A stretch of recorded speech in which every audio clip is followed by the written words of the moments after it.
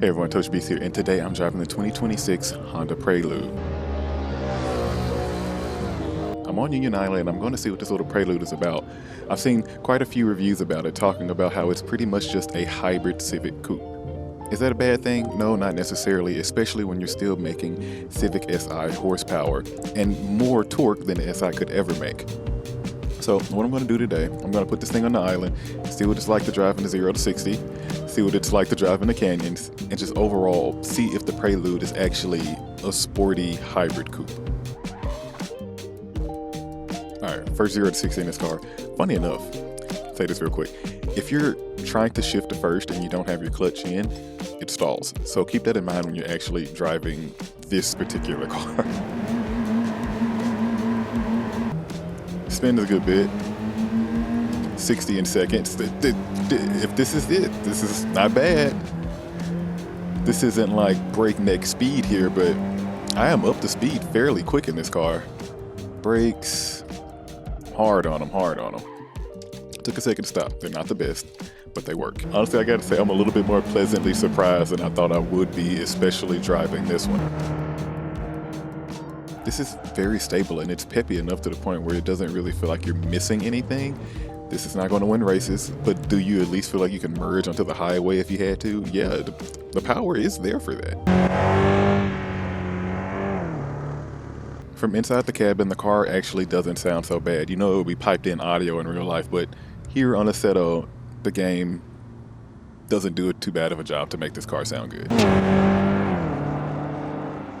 It's a very acceptable amount of power for what you have. So now, I'm gonna take this thing uphill through the canyons and see what this suspension is like, because apparently it did come from a Type R. So we'll see if this thing at least feels good to take around these turns, if I can get it in the right gear. Now, I know this thing doesn't really have gears like that, but it's doing a good job of simulating them.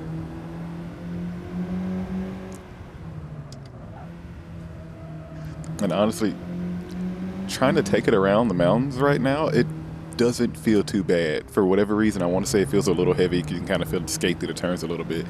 Tires might not be the best, but for what this is, if you wanted to go have some guilt-free fun, no, you're not just burning up a lot of gas, you're not just making a whole lot of noise disturbing people, the Prelude seems like a very safe, economical option.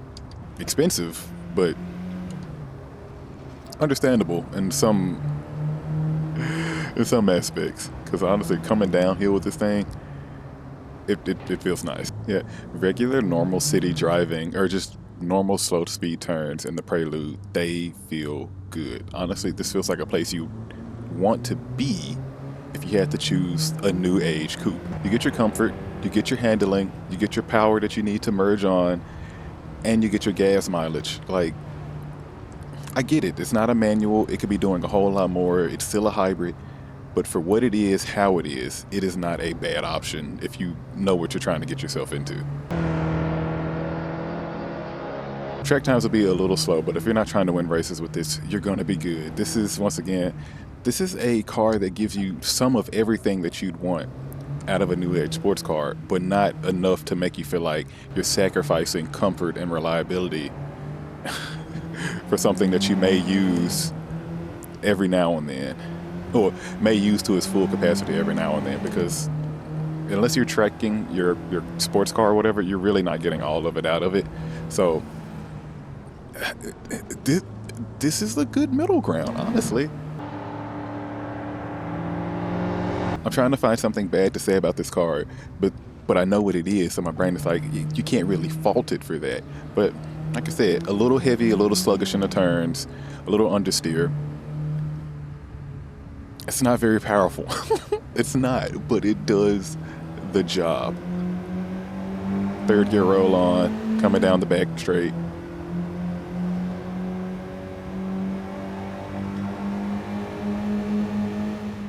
Look, man, 100 is 100.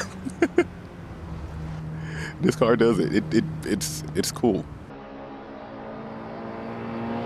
As I'm really seeing what the Prelude is about, I'm realizing that it's offering some sporty driving aspects with a sporty-ish look, and that's really what you're getting into this for. You can't say, oh man, it doesn't have this, it doesn't have that. Well, you're right, yes, but that's not what this is for. Look, I'm pretty sure these things probably might not get sold as much as they thought. They didn't make a lot of copies of this car, from what I've heard. I'll put the number of them on the screen, but for the most part, these things are marked up like crazy. People are mad they're not the sports cars that they wanted them to be. And it's got this weird gray area about what the Prelude actually is versus what we expected it to be. Once you put your expectations in check and you realize this isn't supposed to be some crazy sports car, this is a hybrid coupe with some sporty elements. That's what it is. Once you can accept that, I think everyone will have a good time with the Prelude.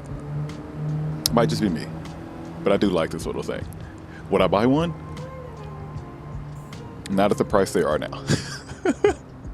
Would I love to have one? Sure, it'd be a great daily with all the styling and, like I said, some sporty aspects about it. And I'll leave it at that. Okay, everyone. You know what I like to say. Like, comment, subscribe, and I will see you in the next car. I'm going to keep testing out this Prelude because it's not a bad spot to be. I don't feel fatigued driving this thing. It's better than I thought. Okay, everyone.